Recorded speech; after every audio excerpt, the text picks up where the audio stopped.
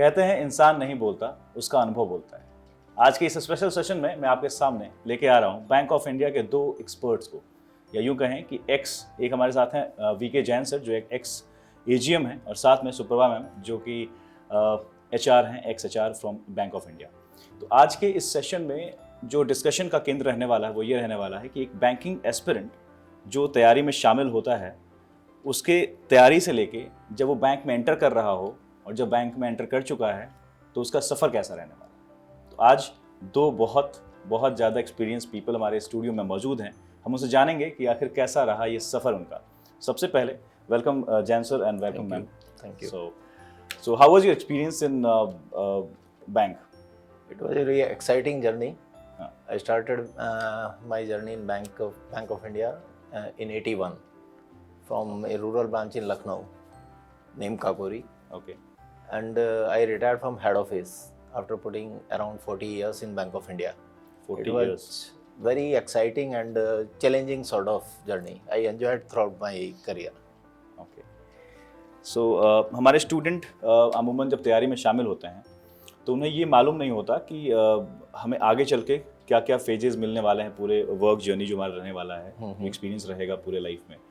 तो कई बार वो सही कई बार गलत कंक्लूजन निकाल लेते हैं। हमारा उद्देश्य है कि इस सेशन के ज़रिए हम उनसे ये सारी बातें साझा कर लें कि आखिर वो जब ज्वाइन करते हैं, ज्वाइन करने के बाद उनके पास कितने समय के बाद वो मैनेजर बन जाएंगे, कैसे ट्रांसफ़र कैसे होती हैं और क्या पॉलिसीज़ हैं उसमें, अलाउंसेस। तो ये सारी बातों पे हम चर्चा करेंगे अभी अपने सेशंस में, इस सेशन में। तो एक और सवाल होगा सर, जैसे कि कई बार बच्चे ये सवाल करते हैं कि हम बैंक की तैयारी कर रहे हैं और हमारे बैंक में क्लर्क के पोस्ट पे हमारा ज्वाइनिंग हो जाता है। सो हम अपने प्रमोशन को कैसे देखते हैं फिर? देखिए, जैसे कि मैंने बताया, बहुत एक्साइटिंग जर्नी रही है। मैंने भी खुद 81 में एज क्लर्क ज्वाइन किया और उस वक्त प्रमोशन बहुत मुश्किल काम थे। अभी तो प्रमोशन अपॉर्चुनिटी बहुत ज़्यादा हैं, और हम लोग जब बैंक में आए वो ट्रांजिशन फेज़ था नेशनलाइजेशन के बाद। तो उस दौर में प्रमोशन बहुत मुश्किल काम था, और पर्टिकुलरली यदि कोई क्लैरिकल ज्वाइन करता है तो उसके बाद भी जर्नी बहुत मतलब बढ़िया है और अपॉर्चुनिटीज़ बहुत हैं। पर्टिकुलरली यदि कोई क्लैरिकल ज्वाइन करता है तो सबसे पहले उसका काम होना चाहिए JIB CIB he must clear, he और she. That gives a different type of mileage. Mileage in terms of equivalent to service, it gives around 3 years experience. Okay. It is counted, and moreover it gives an impression that person is serious in his career in bank. हमारे साथ Suprabha ma'am भी हैं, और वो तो खैर as a HR काम करी है उन्होंने। तो मुझे लगता है स्टूडेंट्स के पास काफ़ी कुछ अंदर की बातें न्यूज़ मिल जाएंगी मैम की तरफ से। तो स्टूडेंट्स का एक सवाल होता है अमूमन, जो कई बच्चे ज्वाइन करने के बाद भी ये पूछा करते हैं कि सर ट्रांसफर्स कैसे होते हैं, या फिर हम जैसे सर ने बताया कि जैब का एग्जामिनेशन देना होता है, थोड़ा इसको एलाबोरेट करेंगे जैब का एग्जामिनेशन। और नॉर्मली होता है, जैसे अगर कोई क्लैरिकल स्टाफ है, क्लैरिकल में ज्वाइन हुआ है या फिर एज अ ऑफिसर अगर ज्वाइन हो रहे हैं, तो उसके बाद फर्स्ट ऑफ ऑल पहले इंडक्शन ट्रेनिंग होती है जो कई सारे फेजेस में होती है, जैसे फेज़ 1, फेज़ 2 और फेज़ 3 में। नॉर्मली क्या होता है, जो स्टाफ ट्रेनिंग कॉलेजेस होते हैं बैंक में, वहाँ पर ट्रेनिंग होती है, और जो फेजेस में भी रहती है। उसके बाद जो बैंक का हेड ऑफिस होता है, जो HR डिपार्टमेंट, वो डिसाइड करता है कि क्लैरिकल स्टाफ की पोस्टिंग और ऑफिसर की कहाँ करनी है। तो नॉर्मली क्लैरिकल की जो पोस्टिंग होती है वो उनके ज़्यादातर होम टाउन में ही होती है नॉर्मली, जिसके लिए वो अप्लाई कर रहे हैं, जिस भी स्टेट के लिए वो अप्लाई कर रहे हैं। और ऑफिसर की जो पोस्टिंग होती है that can be anywhere in India. Sir वो कहीं भी हो सकती है, और नॉर्मली कोशिश वैसे की जाती है, अगर मैं स्पेशली वुमेंस के लिए बात करूँ तो, कि उनको अकोमोडेट करने की कोशिश की जाती है स्टेट में। बट अभी जैसा आप देखते हैं कि 50-50% होता है, अब तो बॉयज़ भी उतने हैं और गर्ल्स भी उतने ही हैं, तो कई बार अकोमोडेट नहीं भी कर पाते। बट कोशिश वही होती है कि ज़्यादातर फीमेल कैंडिडेट को उनकी स्टेट में ही अकोमोडेट किया जाए।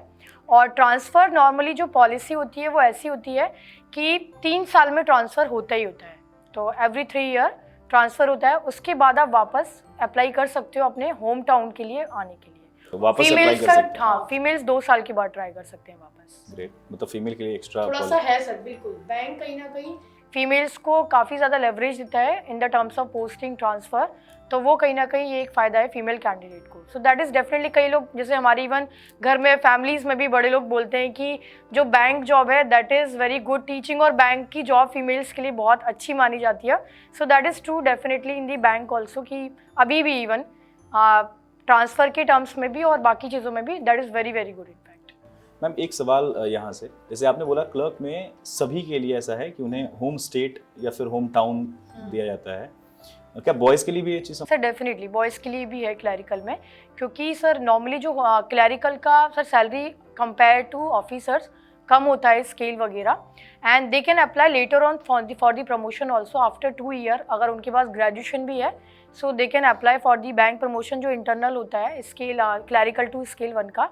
उसके बाद वो कहीं भी पोस्ट होते हैं, बट क्लैरिकल के लिए कोशिश बैंक की यही होती है कि उनको होम टाउन दिया जाए, बिकॉज सर कहीं ना कहीं आप ये देखिए सैलरी अदरवाइज पूरा उनका, तो अगर कहीं बाहर पोस्ट कर दिया तो पूरा सैलरी उसी में खर्च हो जाएगा, राइट। सो कहीं ना कहीं ये कॉस्ट इफेक्टिव भी होता है कि क्लैरिकल की जो पोस्टिंग होती है वो होम टाउन में ही होती है ज़्यादातर।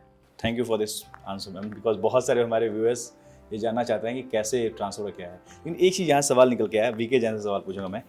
सर मैम ने बोला कि हर 3 साल में जॉब पोस्टिंग मतलब चेंज हो जाती है, मतलब ट्रांसफर्स होते हैं, तो आपका तो पूरा एक्सपीरियंस पूरा आपने समाप्त कर रखा है पूरा, तो कैसे आपने कैरी किया, मतलब वो पर्सनल लाइफ, बच्चों का स्टडी, ये सब? देखिए मुझे एक बड़ा क्रेज़ था कि मेरा मतलब बैंक में आना ट्रांसफ़र की वजह से ही था। मतलब I belong to a very conservative business family, तो हमारे पूरे ख़ानदान में किसी ने जॉब नहीं किया था, और मुझे जॉब में आने का एक ही अट्रैक्शन था कि ट्रांसफ़र होते हैं तो बैंक के खर्चे पे दुनिया देखेंगे। तो उस टाइम मालूम नहीं था कि प्यार के साइड इफ़ेक्ट भी होते हैं, कि इसके ट्रांसफ़र के कुछ फैमिली इफ़ेक्ट्स भी होते हैं एंड ऑल। लेकिन आई विल से कि गॉड इज़ काइंड इनफ, मुझे एज सच कोई बहुत चैलेंज फेस नहीं करना पड़ा। लेकिन मेरा सर्टेन था कि मैं जहाँ भी रहूँगा, चाहे मैं रूरल में रहूँ, सेमी अर्बन में रहूँ, अर्बन में रहूँ, फैमिली साथ रखूँगा। It was my firm decision. मैंने देखा कुछ लोगों को, वो क्या करते हैं, फैमिली एक स्टेशन पे सेटल कर देते हैं और उसके बाद वो खुद मूव करते रहते हैं। मेरा अपना व्यक्तिगत मानना यह है, कुछ लोग मेरे से डिफर करेंगे, कि उसका सिर्फ एक ही मकसद होता है कि बच्चे एक जगह पर अच्छे से पढ़ लेंगे, उनकी पढ़ाई में डिस्टर्बेंस नहीं होगा। वो सिर्फ एक एस्पेक्ट देखते हैं। मेरा लाइफ को थोड़ा टोटलिटी में देखने का नज़रिया रहा है। तो जब आप फैमिली को एक जगह छोड़ देते हैं, आपके साथ आपकी फैमिली तब तक है जब तक बच्चे आपके 12th में हैं। Exactly. उसके बाद बच्चे अपने करियर के लिए चले जाएंगे, तो आपको जो वो जर्नी उनके साथ जीनी थी, उनको आपकी ज़रूरत थी, आपको उनकी ज़रूरत थी, वो दोनों एक दूसरे को मिस करते हैं। Exactly. तो लाइफ में सब कुछ सिर्फ अच्छा मुझे मिले और ख़राब दूसरे को मिले पॉसिबल नहीं है। Life is set of balance, मतलब एक किस्म से एक पैकेज है। तो मैंने इस पैकेज को इस तरह से लिया कि मुझे बच्चों को साथ ही रखना है। ठीक है, कुछ पढ़ाई में पिछड़ेंगे तो वो कुछ लाइफ के लेसन सीखेंगे, उन्हें चेंज की अडेप्टेबिलिटी आएगी जो उनको फ्यूचर में काम आएगी। तो दैट वे मुझे कोई बहुत प्रॉब्लम नहीं हुई। एंड कस्टमर सपोर्ट से लोड, जब आप किसी नए सेंटर में जाते हैं तो आपकी पोजीशन होती है कि आप बैंक में हैं, दैट हेल्प्स। प्लस आपके कस्टमर, आप उन्हें अच्छी सर्विस दे रहे हैं, they are there to extend their cooperation. और ऐसा कहते भी हैं सर कि अगर जीवन में कुछ जीवन ज्ञान चाहिए तो फिर यात्रा करें, ट्रेवल करें। Yes yes yes. तो मुझे लगता है कि इससे तो कहीं कोई नेगेटिव वाली चीज़ नहीं है कि हम ट्रांसफर्स हो रहे हैं 3 साल। और आज मैं मतलब फख्र के साथ कह सकता हूँ, मेरे 2 बेटे हैं, दोनों जॉब में हैं, और मुझे उनके साथ कहीं जाना नहीं पड़ा है, ना वो प्रोफेशनल कॉलेज के टाइम पर और ना उनको सेटल करने के लिए, because they are experience, they know how to face the challenge and they are well equipped that way. Sir आपने एक अभी जिक्र किया रूरल पोस्टिंग का, तो मेरे मन में एक सवाल आया, मुझे लगता है कि हमारे स्टूडेंट्स भी सोच रहे होंगे इस वक्त में कि अच्छा सर आप तो बैंक ऑफ इंडिया में हैं, फिर आपका रूरल पोस्टिंग कैसे हो गया। तो जैसे आईपीएस 2 एग्ज़ाम खास तौर पे देखें तो आईपीएस 2 एग्ज़ाम कंडक्ट करता है आज के ज़माने में। एक आरआरबी करके रीजनल रूरल बैंक्स के लिए अलग एग्ज़ाम कंडक्ट करता है, और आईपीएस अपना अलग से एग्ज़ाम बहुत सारे बैंकों के लिए पीओस के लिए किया करता है। तो क्या अगर कोई स्टूडेंट आईपीएस पीओ के थ्रू कोई भी बैंक में पीओ बनता है तो क्या उसे भी rural posting is a must, मतलब 2 साल कम से कम हर आदमी को रूरल में रहना ही है। अच्छा। ऐसी गवर्नमेंट ऑफ इंडिया की पॉलिसी है, और उससे सबको गुजरना ही है। That is a must. कोई कैटेगराइजेशन है क्या मैम इसमें? यस सर, एक्चुअली सर जैसे कोई ऑफिसर नॉर्मली जब हायर होता है, ठीक है, उसके बाद रूरल पोस्टिंग या सेमी अर्बन दोनों आपको 2 इयर्स की करना ज़रूरी होता है। तो जब आप अप्लाई करते हैं ना स्केल 2 के लिए, वहाँ पर एक क्लियर एक लाइन लिखा होता है जो सर्कुलर होता है बैंक का, कि रूरल पोस्टिंग 2 इयर्स की कंप्लीट की है या नहीं की है। अगर नहीं भी की है तो आफ्टर प्रमोशन आपको फिर वो करनी ही पड़ेगी। तो कभी ना कभी तो मतलब लाइफ में करनी है रूरल पोस्टिंग, ऐसे नहीं है कि आप बच जाएंगे, कभी ना कभी तो आपको करनी ही पड़ेगी। चाहे स्केल 1 में करिए, 2 में करिए, 3 में करिए, बट 2 ईयर की रूरल पोस्टिंग आपको करनी पड़ेगी। एंड आई थिंक मुझे लगता है सर रूरल पोस्टिंग तो बहुत ही ज़्यादा, I was posted in Khandwa in bank of India, तो वहाँ मैंने फील किया इनफैक्ट रूरल जो लोग होते हैं, विलेज के जो लोग होते हैं, वो तो बहुत ज़्यादा इंपॉर्टेंस देते हैं। नॉर्मली एक बैंक ऑफिसर को वहाँ पे एक मतलब भगवान की तरह पूजा जाता है इनफैक्ट, कि मतलब कुछ भी काम कराना हो तो चलो इनके पास चलते हैं, इस तरीके से। तो बहुत ज़्यादा एक इम्पोर्टेंस दी जाती है इनफैक्ट रूरल जगह पे, तो काफ़ी अच्छा लगता है ये चीज़। अब चूंकि एचआर आपके पास ही सवाल जा चुका है, तो एक और सवाल यहाँ से स्टूडेंट्स का होता है कि वो जो अलाउंसेस, जैसे हम लोग भी जब सैलरी डिस्क्राइब करते हैं इन बच्चों को कि देखो फलाना क्लर्क का ये salary, first salary in hand ये होता है, या फिर इसके बाद अलाउंसेस हैं, पीओस के लिए हैं, तो वो जो बेनिफिट्स हैं, एक्स्ट्रा बेनिफिट्स हैं, वो कब से मिलना शुरू होता है? सर वो डे 1 से ही मिलना स्टार्ट हो जाते हैं। डे 1 से? हाँ, डे 1 से ही। जैसे प्रोविजन पीरियड नॉर्मली जो पीओ का होता है ऑफिसर का, दैट इज़ 2 ईयर, और स्केल 1 पे हमेशा से 2 ईयर का ही होता है, और क्लैरिकल का 1 ईयर का होता है।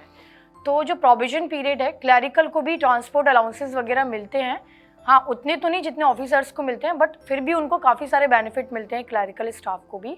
और अगर मैं ऑफिसर्स की बात करूं तो there are lot of number of benefit are there, जैसे कि आपको रेंट का मिलता है अराउंड 20-25,000 मेट्रो सिटीज़ में, पेट्रोल का मिलता है अलाउंसेस, न्यूज़पेपर का मिलता है, कन्वीनियंस अलाउंस मिलता है, अराउंड 30-40 हज़ार के जो अलाउंसेस होते हैं वो केवल पर मंथ अलाउंसेस होते हैं, तो वो होते हैं सैलरी के अलावा।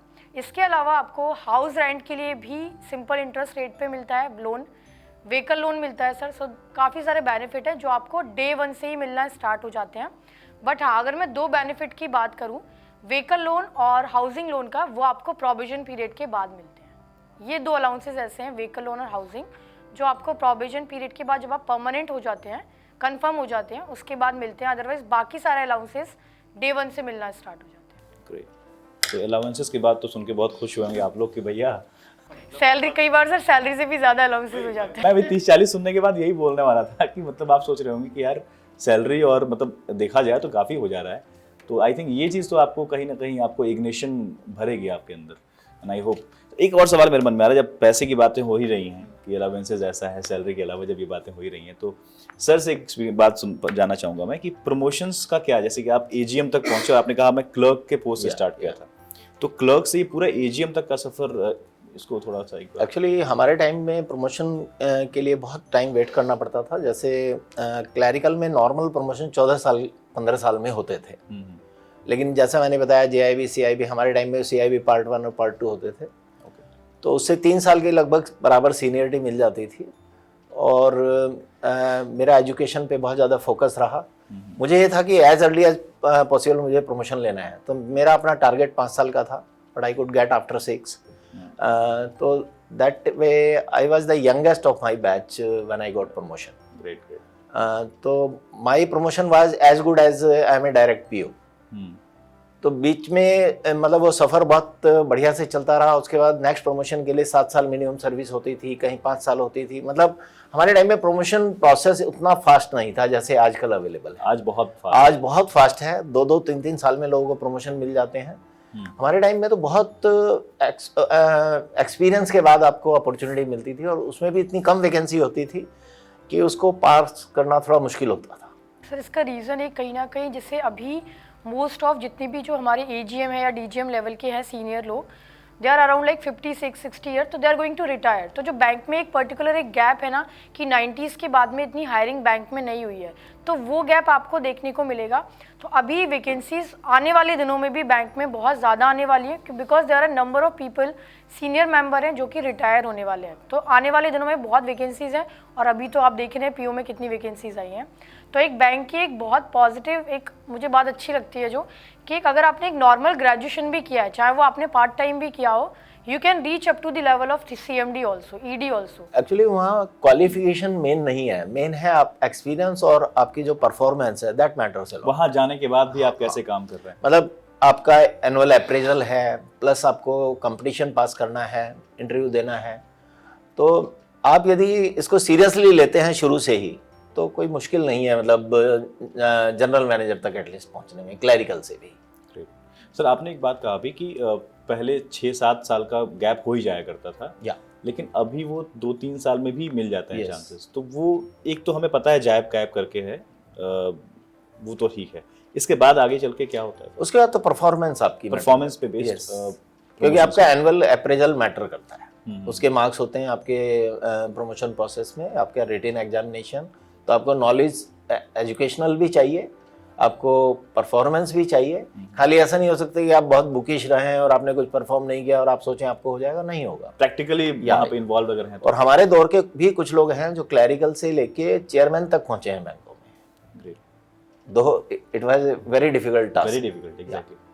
ठीक है, जब बातें इतने प्रमोशंस की और बेनिफिट्स की सारी बातें हो गई हैं, एक बार हम चाहते हैं कि बच्चों को इतना तो अब समझ में आ ही गया होगा कि यार सच में बहुत अच्छा है प्रिपरेशन करना, और जितने आप ऊर्जा के साथ प्रैक्टिस कर रहे होंगे, प्रिपरेशन कर रहे होंगे, मुझे लगता है इस पूरे अभी जो चर्चा आपने जितने पॉइंट सुने हैं उसके बाद आपको ये लग रहा होगा कि हमें और भी ऊर्जा लगाना चाहिए अपनी तैयारी में। थोड़ा सा अब इधर मैम की तरफ चलते हैं और पूछते हैं तैयारी में क्या और ऐड ऑन करना चाहिए, फिर तैयारी में वो बेसिक नेसेसिटी क्या है, इसकी बात कर लेते हैं।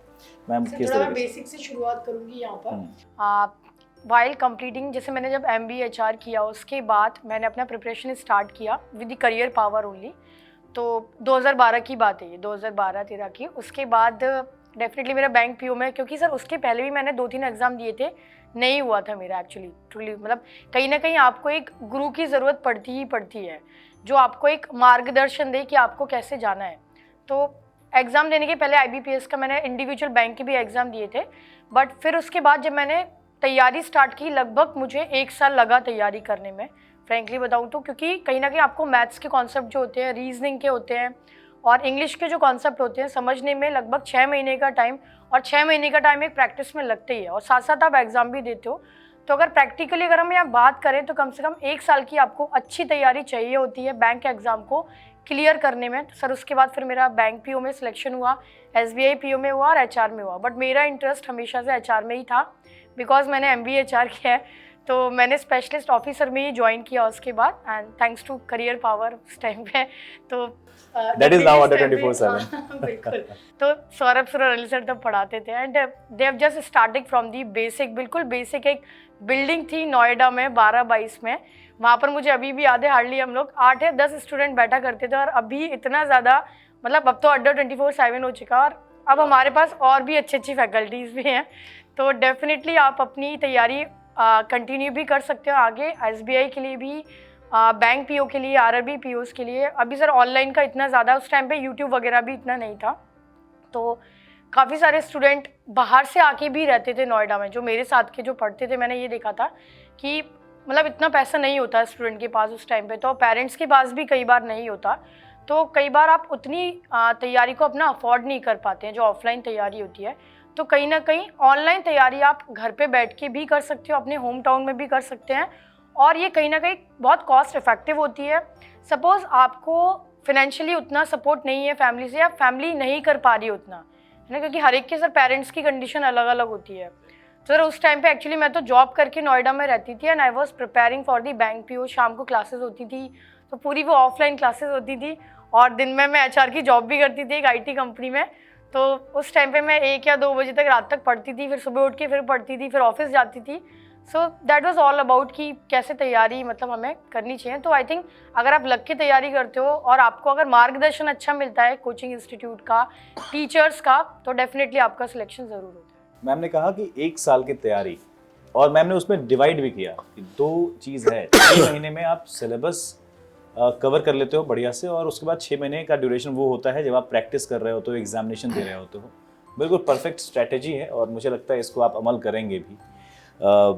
अभी सर से मेरा एक सवाल होगा, क्योंकि अब इन बातों बातों में जब स्टूडेंट की तरफ बात गया है ना, तो एक सवाल मन में आ गया है कि सर बच्चे ना हम लोगों से पूछते रहते हैं कि सर मैं बिहार से हूँ, मैं यूपी से हूँ, सर मेरे को फॉर्म भरना है आंध्र प्रदेश के किसी बैंक का, ऐसा। तो वहाँ पे वो जो रीजनल लैंग्वेज का कॉन्सेप्ट है वो कैसे होता है? देखिए उसमें तो लैंग्वेज सीखने के अलावा कोई ऑप्शन नहीं है। मतलब ऐसा नहीं हो सकता कि एक हिंदी में बोलने वाला जो है वो साउथ में जाके जॉब कर ले? जॉब तो कर सकता है, लेकिन जैसे कि ये पब्लिक से रिलेटेड जॉब है और सर्विस सेक्टर है, तो आपको डेली आम आदमी से इंटरेक्ट करना है। Okay. तो आपको इफेक्टिव होने के लिए उनकी लैंग्वेज में बात करेंगे तो ही इफेक्टिव होंगे।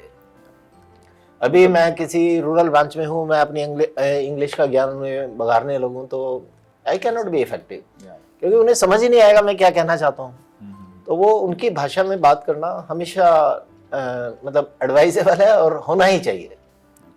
तो बैंक की तरफ से मैम कोई ऐसा कस्टम है या फिर कोई रूल्स हैं ऐसे कि आप एग्जामिनेशन कोई ड्यूरेशन की 6 महीने का वक्त दूंगा मैं तुम्हें, तुम सीख लो, और कोई बच्चा ऐसे फॉर्म भर दिया और वो एग्ज़ाम क्वालिफाई कर लिया, लेट सपोज, अब बैंक के पास क्या चाह रहा है, मतलब क्या उसे वो ऑफ टाइम देते हैं कुछ ऐसा? इन टर्म्स ऑफ मतलब पोस्टिंग के नहीं, रीजनल लैंग्वेजेस के रिगार्डिंग। सर रीजनल लैंग्वेज में तो ऐसा टाइम बैंक नहीं देते नॉर्मली, बट ये कोशिश करनी चाहिए। सपोज अगर मैं नॉर्थ इंडियन हूँ, मुझे नहीं आती सर, इवन मैंने तो कर्नाटका से MBA किया है, तो आई हैव ट्राइड कि मुझे कन्नड़ बोलना आए थोड़ा बहुत, एटलीस्ट समझना तो आए। तो डेफिनेटली कहीं ना कहीं ये कि अगर आपकी पोस्टिंग साउथ में हो रही है, और होती भी है, इट हैपन्स कि साउथ के लोगों की भी नॉर्थ में होती है और नॉर्थ की भी साउथ में होती है, तो वहाँ पर आपको कोशिश करना चाहिए थोड़ा बहुत आप बेसिक चीज़ें आप सीख पाओ। अदरवाइज सर ये होता है, अगर मैं इन टर्म्स ऑफ हेल्प अगर बता पाऊँ आपको तो नॉर्मल जो आपके स्टाफ मेंबर है, आप उनके थ्रू फिर कम्युनिकेट करके कर सकते हैं कोशिश। स्टाफ हेल्प करता है, स्टाफ हेल्प करता है आपको समझने में, क्योंकि सर कहीं ना कहीं जो फर्स्ट काउंटर होता है वहाँ पे क्लैरिकल स्टाफ ही बैठता है जो एकदम फर्स्ट काउंटर है, और they are from the local, वो लोकल ही होते हैं। यही रीज़न है कि बैंक क्लैरिकल स्टाफ को हमेशा होम टाउन की पोस्टिंग देता है, बिकॉज दे नो कि रीजनल जो वहाँ की लैंग्वेज है वो क्या है। अच्छा, मतलब क्लर्क में अच्छा फॉर्म भर, मतलब फॉर्म ही नहीं भर सकता, ऐसा है? हाँ सर, कैसे मतलब क्लर्क में किसी क्लर्क पोस्ट के लिए स्टूडेंट जो है अगर फॉर्म भर दिया तेलंगाना का, बीइंग अ यूपी गाय, तो क्या उसे फॉर्म ही भरने नहीं दिया जाएगा? नहीं सर, ऐसा नहीं, फॉर्म तो बिल्कुल नहीं, तो पूछेंगे ना वो फिर कि do you know this language? हाँ नेचुरली, उसे नहीं आता है, उसने नो कर दिया, यस कर दिया। SBI की जो सर्कल बेस्ड वाली जो पोजीशन आई थी उसमें क्लियर था कि अगर आप तमिलनाडु के लिए फिल कर रहे हो तो आपकी रीजनल लैंग्वेज आपको वहाँ की आनी चाहिए, नाम ही वही है सर्कल बेस्ड ऑफिसर। तो मतलब ऑफिसर, अगर ऑफिसर ग्रेड पे आप अगर जाते हैं, लेट सपोज एक नॉर्थ इंडियन पर्सन है जो कि साउथ चला जाता है, तो बस वहाँ पे एडवाइस यही है हमारे सर मैम की तरफ से, थोड़ा बहुत ट्यून हो जाए करो। नहीं वो जरूरी है और वो हो भी जाता है आदमी, ऐसा नहीं है, क्योंकि वो डेली आपको इंटरेक्ट करना है, स्टाफ आपकी हेल्प करता है। दूसरे आजकल फैसिलिटीज बहुत हैं, आप YouTube के थ्रू सीख सकते हैं, आप कोई बुक खरीद सकते हैं। एग्जैक्टली। मेरी जब बम्बई पोस्टिंग हुई तो मैं जिस ब्रांच में था वहाँ हमारे गुजराती कस्टमर मेन थे, तो जबकि गुजराती लैंग्वेज के साथ में उतना मतलब प्रॉब्लम नहीं है, आप समझ तो लेते ही हैं कि वो क्या कन्वे करना चाह रहे हैं। लगभग हाँ। लेकिन इनिशियली मैंने भी एक किताब खरीद ली थी कि मुझे हिंदी को गुजराती में कैसे कन्वर्ट करना है एंड गुजराती को कैसे हिंदी में समझना। तो थोड़ा टाइम देने में कोई नुकसान नहीं, और इस बहाने मैं भी तो अपने आप को एनरिच कर रहा हूँ। एग्जैक्टली। कि भाई लैंग्वेज तो हमारी कंट्री की है, तो इस बहाने मुझे एक अवसर मिल रहा है उस लैंग्वेज को सीखने का और अपने आप को एनरिच करने का। Thank you sir. मतलब अभी तक जो हमारी डिस्कशन हुई है, मतलब मुझे लगता है कि हम लोगों ने लगभग सवाल निकाल लिए हैं जो हम सर और मैम से पूछ सकते हैं। एक स्टूडेंट जो प्रिपरेशन जर्नी में है, जो प्रिपरेशन करना चाहता है, उसे क्या क्या जानना चाहिए। हालांकि मेरे मन में ये बात कहते कहते मेरे मन में एक सवाल और आ गया, तो पहले उसको ख़त्म करते हैं फिर वापस आते हैं। सवाल ये सर मेरे मन में आया है कि मैं देखा हूँ कि आप लोग लगातार आप लोग इंटरव्यू पैनल में भी हुआ करते हैं। यस। तो अब चूंकि जब इतनी सारी बातें हो ही गई तैयारी की, तो एक इंटरव्यू के बारे में चर्चा हो जाए कि आखिर स्टूडेंट को एक प्रिपरेशन जर्नी में जब वो आता है तो उसे इंटरव्यू के लिए अभी से कुछ सोचना चाहिए या प्रिपेयर करना चाहिए, या फिर ठीक है जब हो जाएगा तो? देखिए ऐसे है कि जैसे आपने एक प्लॉट खरीदा और उस पर आपको मकान बनाना है, एक तरीका तो ये आपने तुरंत मटेरियल खरीदा और आपने कंस्ट्रक्शन शुरू कर दिया। तो आप समझ सकते हो मकान कैसा बनेगा। एक ये है कि आपने पूरा मैप तैयार किया, मेरी क्या रिक्वायरमेंट है और मुझे उसमें क्या क्या और कैसे कैसे बनाना है, तो नेचुरली वो मकान सुंदर होगा और ज़्यादा यूजफुल होगा। तो ऐसे ही बैंक की प्रिपरेशन का है कि the moment you have decided कि मुझे इस लाइन में जाना है, तभी से आपकी प्लानिंग शुरू हो जानी चाहिए कि मुझे मैंने देखा बहुत सारे बच्चे पढ़ते बहुत हैं, उनका रिजल्ट बहुत खराब रहता है। रीजन ये है कि नॉलेज तो गेन की, लेकिन कोई फोकस वे में उन्होंने तैयारी नहीं की। तो मुझे मालूम होना चाहिए कि मुझे बॉम्बे पहुंचना है, मेरे पास 4 घंटे का टाइम है, तो नेचुरली बाई एयर ही जा सकता हूँ। ऐसे नहीं कि मैं ट्रेन में बैठ जाऊँ और मुझे मुंबई पहुंचना है 4 घंटे में, नहीं पहुंच सकता। तो इसी तरह से है कि आपको पूरा एक मैप तैयार कीजिए कि मुझे ये एरिया कवर करना है और मुझे क्या क्या पढ़ना होगा, पूरा फोकस वे में एक प्लान तैयार करें, अकॉर्डिंगली धीरे धीरे धीरे धीरे उसे कवर करें। और उससे भी ज़्यादा इंपॉर्टेंट ये है, मैंने देखा कि नॉलेज बहुत सारे बच्चों को होती है लेकिन वो कन्वे नहीं कर पाते। उसका रीजन क्या है कि वो विजुलाइज नहीं करते कि क्या क्वेश्चन पूछा जा सकता है, ये पूछा गया तो मैं क्या रिप्लाई दूंगा। थोड़ा सा तो मैं हर बच्चे को ये सजेस्ट करता हूँ, जब भी मैं इंटरव्यू पैनल में, जब मॉक इंटरव्यू वगैरह में भी रहते हैं, कि वो डेली ऐसे प्रैक्टिस करे जैसे वो अपना इंटरव्यू खुद ले रहा है। It helps a lot. आपको क्वेश्चन का आंसर फ्रेम करने का थोड़ा आइडिया हो जाता है। अदरवाइज एकदम से बैठ के नॉलेज होने के बाद भी मैंने देखा है कि उतना परफॉर्म नहीं कर पाते बच्चे। मतलब नॉलेज। सर मैं तो यही बोलूँगी कि डे 1 की जब आप तैयारी कर रहे हैं तभी से एटलीस्ट न्यूज़पेपर पढ़ने की प्रैक्टिस तो होनी ही चाहिए, इवन डे 1 से ही, क्योंकि कहीं ना कहीं वो आपके रीडिंग कॉम्प्रिहेंशन में भी हेल्प करता है, बाकी बहुत सारी चीज़ों में हेल्प करता है। तो न्यूज़पेपर की जो प्रैक्टिस है वो डे 1 से ही होनी चाहिए। साथ ही साथ आपको वो कहीं ना कहीं इंटरव्यू में भी आगे जाके बहुत हेल्प करता है after clearing your prelim and mains. उसके बाद क्योंकि नॉर्मली जो इंटरव्यू में क्वेश्चंस पूछे जाते हैं वो पिछले 6 महीने के ही करंट अफेयर और फाइनेंशियल अवेयरनेस के ही पूछे जाते हैं। तो फाइनेंशियल अवेयरनेस आप ऑलरेडी कवर कर ही रहे होते हैं मेंस वगैरह में, तो डेफिनेटली जो न्यूज़पेपर वाला करंट अफेयर है वो भी आप साथ साथ कवर करते जाएँ तो आई थिंक ईजी होगा। और 10 या 15 मिनट का सर इंटरव्यूज़ होता है। नॉर्मली जो इंटरव्यू की ड्यूरेशन होती है 15 मिनट से ज़्यादा नहीं होती नॉर्मली। और दे आर जस्ट सीकिंग कि आपका इंटरेस्ट कितना है बैंक को लेके, आप क्यों ज्वाइन करना चाहते हैं। ऐसे तो नहीं कि इट इज़ जस्ट कि पास टाइम है कि भाई चलो कोई और जॉब नहीं मिल रहा है तो मैं ये जॉब कर लूँ, वैसा नहीं दिखना चाहिए। It should shows your interest towards the bank job कि आपको क्या जॉब करना है, क्या आप उसमें कंट्रीब्यूट कर सकते हो फ्यूचर ऑन। तो ये सारा आपको इंटरेस्ट आपके इंटरव्यू में शो करना है और पैनलिस्ट को वो आंसर देना है जो वो सुनना चाहते हो। That is more important. To the point reply देना है। बहुत सारे बच्चे बहुत इलेबोरेट करते हैं, वो रेफरेंस देते हैं, मतलब वो पूरी भूमिका बना के रिप्लाई देना चाहते हैं। That is not required. Whatever is asked simply reply with in the framework of that question. एक चीज और है कि जो जरूरी है कि जिस सब्जेक्ट में भी आपने पढ़ाई की है उस सब्जेक्ट की आपको बेसिक जानकारी होनी चाहिए। जिसमें ग्रेजुएशन किया है उसमें की आपको बेसिक जानकारी होनी चाहिए, या आप जॉब में है तो जो आप जॉब परफॉर्म कर रहे हैं उसका आपको अच्छा आइडिया होना चाहिए। एक बार को दूसरे क्वेश्चंस जीके वगैरह का आप रिप्लाई ना दे पाए उतना गलत इंप्रेशन नहीं जाता, लेकिन आप अपने फील्ड के बारे में ना जाने तो it gives a very negative impression. So I think आपके सवालों का जवाब आपको मिल चुका है। बहुत सारे सवाल पूछे गए सर लोगों से और आपको सब बहुत सटीक आंसर मिला है। मुझे लगता है इसके बाद भी अगर आप थोड़ा सा भी अपने ट्रैक से भटक रहे होंगे तो मुझे लगता है कि ये जो डिस्कशन था प्रिपरेशन जर्नी से लेके क्यों हमें सच में जॉब नहीं लेनी चाहिए बैंक में, वो बेनिफिट्स वाली बातें भी जो पैसे कई बार लोगों को अपने तरफ अट्रैक्ट करती हैं वो सारी बातें, और साथ ही साथ वो जो प्रमोशन वाली बातें सर ने बताई कि सर क्लर्क से एजीएम तक का सफ़र तय किया सर ने। तो सोचिए कि आप ये मत सोचिए कि क्या होगा आगे चल के। और सर ने एक दो चार बातें बहुत अहम कर दी कि जब जैसे नॉलेज, अगर मान लो किसी लैंग्वेज का नॉलेज नहीं है या फिर हमें ट्रांसफर्स देखने पड़ते हैं, अलग अलग जगहों पे जाना पड़ता है, तो वो आप एनरिच कर रहे हो खुद को। That means you should enjoy your preparation journey as well as after the selection you should enjoy the whole work life actually. So that's all from my side. I think आपको ये session काफ़ी आपके लिए beneficial रहा होगा and अपने views इस video comment box में जरूर रखें। Thank you so much.